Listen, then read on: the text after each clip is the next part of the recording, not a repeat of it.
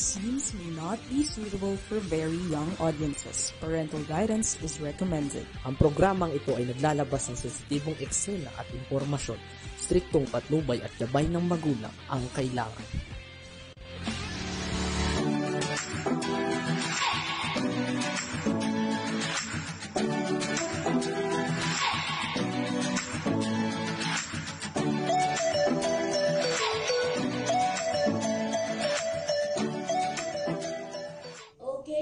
Magandang araw po sa atin lahat. Nandito tayo sa ating Kakampi Connect at isa sa mga advocates natin ang makakausap at siya po ay ating makakasama dito sa ating programa ngayon sa Kakampi Connect. Okay. So magandang araw sa iyo, kasamang July. Yes, Tate. Oo, Ate. Alam mo, atis nalulungkot itong mga magsasaka natin sa may bumabong Nevaisia eh. Kasi imbis daw na kumita sila pag sa presyo na yung kanilang sibuyas, wala rin kaya pero pa rin mga illegal pumating ng sibuyas. Mahal. Kung kailan tatani, saka sasabayan ng sibuyas. Kaya nalungkot ang mga bumabong. Kaya yung iba nalugi, diba, kailangan yan ay nag-storage pa na yung mga sibuyas na yan para hindi masira. May problema nga, sa dami raw kanilang hindi ko alam ito kung ilan libo itong sibuyas na to, na bagsak presyo na to, ha? Oo. Kasi sinabayan pa ng illegal smuggling na importation, kinopetensya pa sila, dapat hindi daw lang dapat ganun. Sila yung nalugi. Karamihan naman nag-illegal importation dyan, karamihan Chinese eh. Oo. At saka ba't pinayagan, kasamang July, pinayagan siya sila na mag-import pa ng ganyan. Sobra-sobra tayo sa ani, di ba? Oo, tama ka dyan. Kasi alam mo naman tag-ani. Pag tag-ani, huwag mo na sabayan ng importation. Pagbigyan mo naman yung mga kababayan natin Pilipino na siyempre sila yung naghirap, sila yung nagtanim, iba nagsaing, ibig sabihin. Talagang kalungkot sa kanila dahil nga parang nakikita mo naman, ang daming agri-products na yung tinatapon, yung mga carrots. Oo, nakakalungkot. Oo, dahil nga sa wala lugi. Lugi na, tapos sasabayan pa ng illegal smuggling dyan sa Bureau of Customs. Hindi ko nga malaman kung ano ginagawa ng Bureau of Customs dito at Department of Agriculture Paano nakakalusot itong mga nasabing mga agricultural products na ito na matagal nang sinasabihan ng ating Pangulo na higpitan yung agri-products illegal smuggling. Ewan ko kung bakit hindi nila sinusunod. Bago na yung ating Agriculture Secretary. Sino na bago? Si Laurel. Hindi natin malaman. Panay na lang sila pangako. Sinasabi nila marami tayong sibuyas, marami tayong bigas o ano-ano. Pero bakit ka pa nag-import ng iba-ibang agri-products? Parang sobra-sobra tayo, no? Di ba?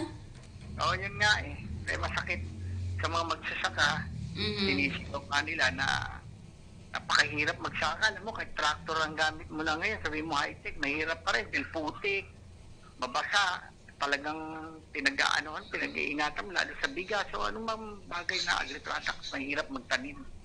Tapos, ang aani, iba pa. Yun. Kung sabihin natin, ang aani, yung mga, yung mga grupo na, negosyante na, kasi tinatapakan na lang sila, nakikita yung mga Chinese. Yun ang masakit. Oo. So, dapat Pilipino muna, di ba? Tita Pe, ang makinapa. So, yung mga partner, lagi nagwawala. Oo nga. Totoo yan. Kaya yun, Tita Pe, talagang sabi nga nila, kung ganun lang daw ng ganun ang mangyayari, buti patigilan muna nila magsaka. Pero ang tanong, saan sila kukuha yung nakikitain nila, kakainin nila, o yung mga yung mga abono, na ibibigay sa kanila para makapagtanim. Dahil kasi kung may importation, mas kumikita yung importation, hindi sila. Dapat na naman ang Pangulo umaksyon dito sa agriculture. Yun. At saka, pero anong mga panawagan ng ating mga magsasaka ngayon? Alin? Ano ang mga panawagan ng ating mga magsasaka ngayon kung ganito ang sitwasyon? Panawagan sila sa ating pamahalaan, lalo na sa Department of Agriculture, na dinggin yung kanilang karaingan dahil kasi panahon pa raw ng Hapon at Kastila itong karaingan na to eh. Oh, Sa tagal mga na. magsasaka, ang dami na nagdaan ng presidente, ganun pa rin, hindi nagbabago. Pag may bagong upo ng agriculture, sasabihin, masagana, okay na, wala na tayong problema. Pero totoo, panay problema, inaabot ng magsasaka. So, panawagan nila, umaksyon naman ang ating Pangulo at ang Department of Agriculture at ganoon din ang Bureau of Posto na higpitan yung nasabing agri-products illegal smuggling. Oo. Yun ang panawagan nila, Tita Pe. Kaya sana naman, tayo naman lalo tayo mga mamamahayan, pag naririnig natin na interview natin ang damdamin ng bawat isang ganyan, Pilipino rin yan. Sabi nga, sino magtutulungan? Kundi Pilipino sa kapwa Pilipino. Pero ang nakikinabang mga ibang bansa, katulad ng Chinese. Oo. Na laging di ba may nahuli lang nung nakaraan dyan sa Binondo, 2 bodega ng gulay. Puro gulay, di ba? Sibuyas, mga ganyan. Nakakalungkot eh. Ano ba yung Broccoli. Carrot. Broccoli. Dami Patatas. niya. Di ba? Samantalang may tanim tayo rito noon. Paano nangyari yun, di ba? Oo. Sino diyan ba yung mga yan ba ay kumikita ba yan? Katulad yan, nahuli. Di ba? Oo. Saan naman dadalhin ngayon yung mga yun? Alam mo naman ayoko naman mag-judgment tayo. Baka mamaya sisihin yung yung programa mo. Yung tinitira ko sila eh. Nakikinabang naman dyan, karamihan, negosyante din eh. Kunyari, i-auction yan. Tapos ibibiding sa customs kasi member ako ng custom media, alam ko. Tapos yung niyan, yung may-ari niyan, yun din na makikipag-bidding dyan para mabawi nila yan. Ganun yun. So, ibig sabihin, meron ka kutsaba yan, tama? Oo, meron yan. Sabi ko nga sa panahon pa ng Kastila, tapos meron na yan eh. Pero nung unang panahon, hindi ganun di ba? Kabrutal. Ngayon, medyo mas iba, di ba? Tanongin mo siya dyan, Katotong Paski, Katotong Pe, alam niya yan, kasi madalas din sa costume yan. Hindi naman may lalabas yan, wala rin padulas, di ba? Oo. Bakit inuhuli ngayon? Nakalabas na. Nagtrabaho ako sa customs brokerage. Oo. Kung taon ako nagtrabaho sa customs brokerage, ako, processor, yung representative, nagpapasa ng papel. Alam mo dyan, na bubulgar ko lang sa iyo dahil kasama naman ko sa radyo. Pag nagpapasa kami, andyan na yung pera, nakadikit na sa papel. May padulas na, minsan naharangin. Sino ba boss mo? Ganun. Minsan, aregluhan lang, manito. Wala na pag-usap. Pero may sinasabi ang yung mga officials doon, parang yung nahuli nilang yan na 2 warehouse ng mga broccoli, delikado rin daw pang kainin kasi kailangan iayos pa nila. Ano masasabi mo doon? Kasi merong phytosanitary kung tawagin. Phytosanitary health, kailangan dumaan muna yan sa BIPAD, Bureau of Food and Drugs. Kasi pag walang BIPAD permit yan, delikado. Kasi karamihan dyan, peke pa yung BIPAD eh. Kaya alam ko yan, Kaya pag walang BIPAD permit yan at binibenta mo yan, violation delikado. sa kanila. Okay. Sa Bureau of Food and Drugs Act o Customs Modernization Tariffs Act o Tariff Harmonized Act. Ang dami mo violation Customs Broker Act. Ba't nakalabas? Tatanungin kita, bakit nakalabas? Ano sabihin sa backdoor dumaan yan? Alin? Bakit nakalabas? Nilabas na nahuli na nga sa warehouse di ba?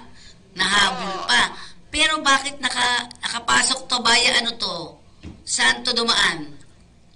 Yun nga masakit eh. Alam mo kasi may mga port of entry yan kung tawagin minsan dumadaan niya sa daong. Sa daong pa lang binabanatan na yung papel niyan. Okay.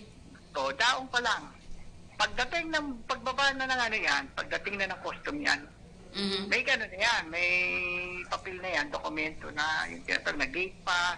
Okay. Bayad ng taxes, lahat bayad, complete. Daong pa lang, hindi pa dumarating yan. Titimbre na ng mga smuggler yan. Paparating ako dito sa lugar na to. Padadala ko na yung mga dokumento. Advance document. Tapos na laban. So, ibig sabihin, naglalabas na ng pera dyan?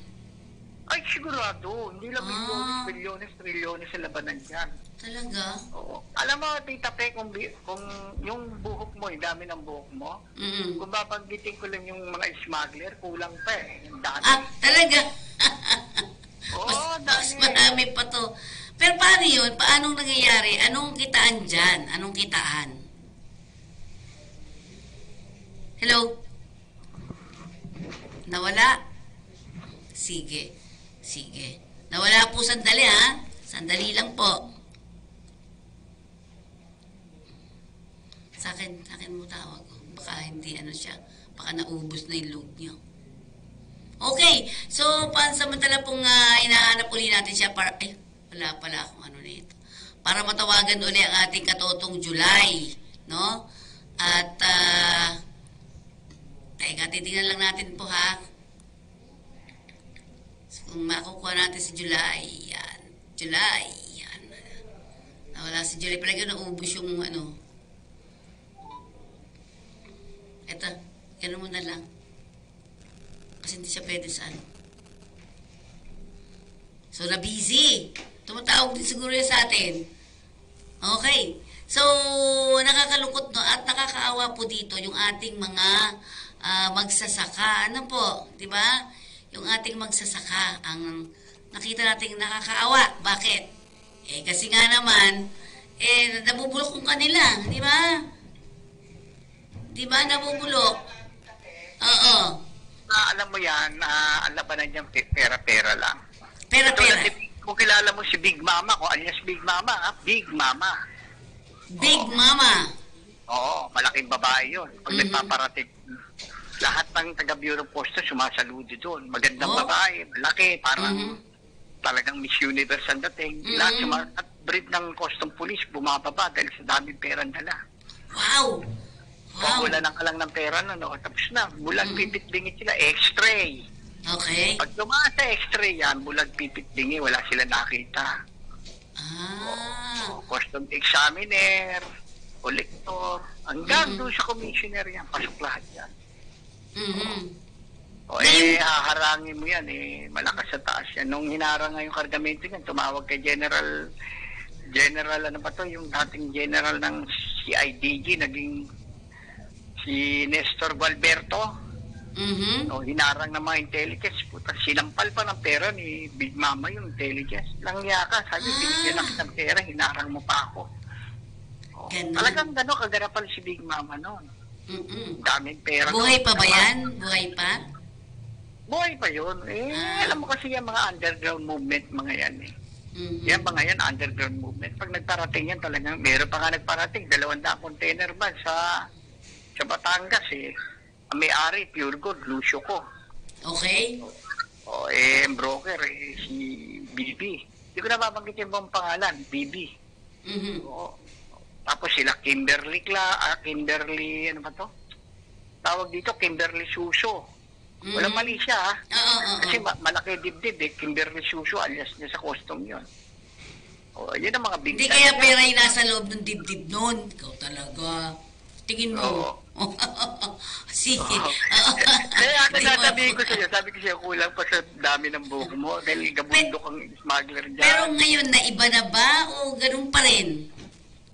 Alam mo, Tita Pe, kung ito kasi baka mainip ka sa dami, wala pa rin, hindi matatapos yan. Talaga? Ako, didiretsuhin kita. Ang mga nag-smuggling yan dati, mga anak din ng presidente, asawa ng presidente. Ngayon, may gumagalaw na sa posto. Marami. Taga Malacanang. Payola sila sa Malacanang. Payola sila, siyempre, kada dadala tuwing Biyernes siya. Kung naalala mo nung panahon ni First Gentleman. Okay. GM, Gloria Macapagal. Nagdadala sa Manila Hotel. Pumupunta lahat ng kolektor. Nagdadala, mali-maleta. Nahold na pa yung kolektor na kaibigan ko Biro mo, nakuha ng isang may-aring sigarilyo, nagtitinda. Nakuha yung pera. Biro mo, 200 million yun. Okay. Ganon, katindi ang labanan sa costume. Kung wala kang pera sa costume, wala ka. Huwag ka nang lumaban dyan. Makta ka na labanan dyan. Ngayon, iba, pinakabig na lahat ng mga smuggler. Uhulihin. Ang broker custom. Yun. Ano yun? Alam niyo yan, Katotong Paskin. Sabi nga ni Katotong Paskin, dami mo alam, July, ikaw tagal mo na dyan. Baka alam mo, hindi mo na kwento, di ba? Alam mo, karamihan dyan, ito totoo, Tita Pe, baka sabihin mo, nagmamalinis ako sa'yo. Every Friday dyan, may payola mga media. Alam mo yung dating Friday afternoon morning, sinasabi nila? Thanks God, it's Friday. Oo, Friday. Totoo yun. Nasama ako dyan Nakalista lahat ang pangalan mo. July Pudok. Ito na yung mo. Pak. Tita Pe. Limawa lang Tita Pe. Ito. Pak. Paski. Ito na. Nakalista lahat yun. Wala kang magagawa. Sila maglilista ng pangalan mo. Aba, masaya pala nun, Noon yun. Pero hindi na. Sila na lang. Oo nga. Nawala daw kayo doon sa eksena. Diba? Every Friday nandun kami. Saya fiesta noon. Pero nawala kayo sa eksena ng bayaran. Oo, noong panahon ni GMA, nung si Commissioner Boy Morales, bumaba ka pera sa media noon. Okay. Yung bulsa mo, ako pag nakita matambok, 15,000, 10,000 kumikita ka doon every Friday. Oo, ngayon wala na, luhaan na mga media. Lalo na yung mga house show. Okay. House show doon kumikita. Alalaki ng ID kasi laki pa ng ng plaka ng sasakyan. Wala tayong gagawa. Ganun ang istorya ng costume. Ako sa ko naninira, totoo yun. Okay. Pero ang tinatanong natin ngayon, paano na ating mga magsasaka? Well, ang ating magsasaka ngayon, luhaan. Okay. Shape kung paano gagawin, ano may tutulong ang agrikultura natin. Kasi sabi nila, sasabihin ng agriculture na okay na raw ang agrikultura. Alam ko, ihinto na nila ang pag-import Yan nga masakit, yung illegal smuggling. Paano? Kasi may tagaloob din na nag-i-smuggling yan, taga-puntog, naka-agriculture. Paano mo pipigilan yan kung may paspas yan sa langit? Sabi ka, yan yung mga anak ng Diyos. Nga, di ba, Tita Pe? Sige, sobra. Ikaw pipigil ka dyan. Kung pipitsugin tao ka lang, hindi mo kaya yan. Hindi mo kaya. Hindi natin kaya. Oo, makikisayaw ka na lang dyan. Oo nga. Diba, binatuhan ka ng ganon, ticha, alam mo na yun, bulag pipitbingin ka na lang. Diba? Ako nga, naglabas ako ng 2 container na, yung balikbayan personal effect. Nung ako'y nagbo-broker, sabi sa akin nung examiner, hindi ko nababanggitin mo, sabi niya, boss, kilala kita, taga-media kayo, nagpo-process ka pala. Ako, sideline ko to, kaysa mag-delay siya ako. Kasi boss, bawat lumalabas dito, merong merong lagay, ibig sabihin. Magkano ba? Sabi ko, 2,000 isang container, 4, magkano yun? 4. Ay, 4? 4 na container, 16. 16K. Di ba? Laki. Alam mo, kung kilala mo si Bamber Moran, yung artista. Okay, oo. Nagtrabaho yan kay Erap Sila Jing Abalus, nagtrabaho kay Erap yan.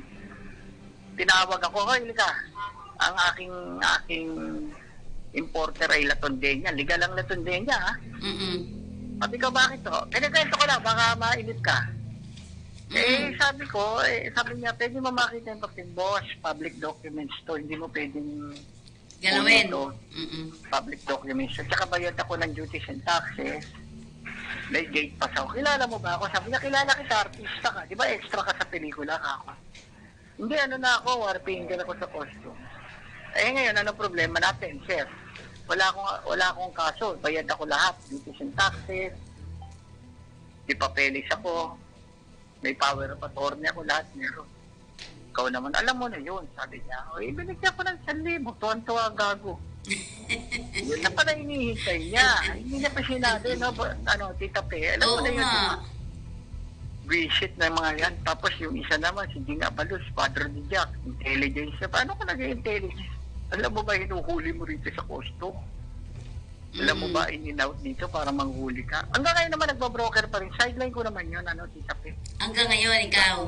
Oo, naging representative. Kaya lang sa shipping lines ako na-assign. Sa barko ako naka-assign ngayon. Sa mga shipping lines ako naglalakad. Hindi ko na kasi kaya sa costume, parang shipping guys. Pag kuha ko lang ng gate pass ng shipping guys, bato ko na sa mga broker. Sandali Commission basis lang ako. Mhm. Diba, may importer ko ay Latondenya. Pati isang container, meron ako doon. Yun, okay. Parehas yun hindi ako smuggler. Baka sabihin nila smuggler. Kasi mahirap naman yung umu-orbit ka lagi sa costume, yung ikot-ikot ka, nangihingi ka, nakakahiya yun. Oo nga, ako din nahiya ako sa ganyan. Alam mo, meron kami naging bisita.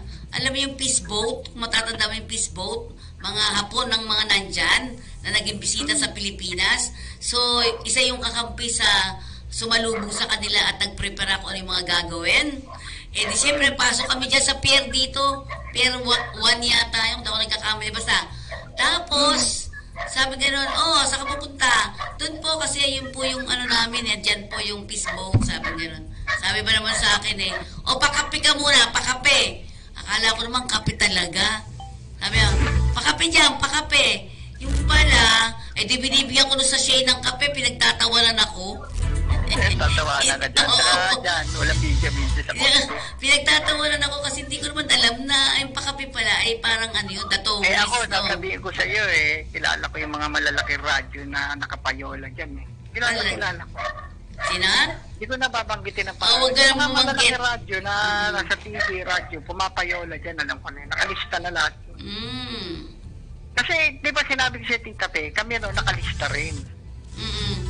Every Friday yun. Ito, hindi ko naman kinahiya. Pero broker na ako, umiikot pa ako. Sabi ko, nadadamay lang ako sa mga gago na ibang house show doon. Sasabihan ako ng custom police, di ba nagpa-process ka, boss? Hindi, lang to. Sabi ko, parang sumama lang ako sa mga, sabi niya, mga damuho yung mga kasama mo So, kunyari, titirahin kami, yan lang pala kami. Sabi ko, ba't hindi kayo mag-complain? Ay, nako, Tita Pe. Baka ikwento ko siya, hindi matapos yung programa natin. Minsan siguro yung magkita tayo, magkita tayo. Diba?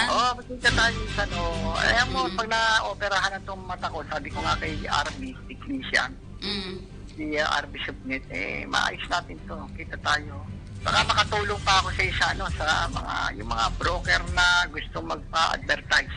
Yan, sige, kuhanin natin yung mga yan. Sige, so, bigyan kita ng mga advertising na ilalabas mo lang yung mga nila, yung kanila mga forwarder.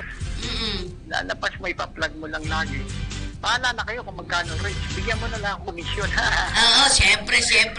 So, kasamang July, maraming salamat sa iyo, ha?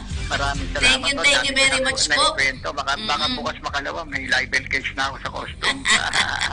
Okay. So, maraming salamat. Yan po ang ating katutong July Pudok dito sa ating Kakampi Connect. Maraming salamat. Thank you.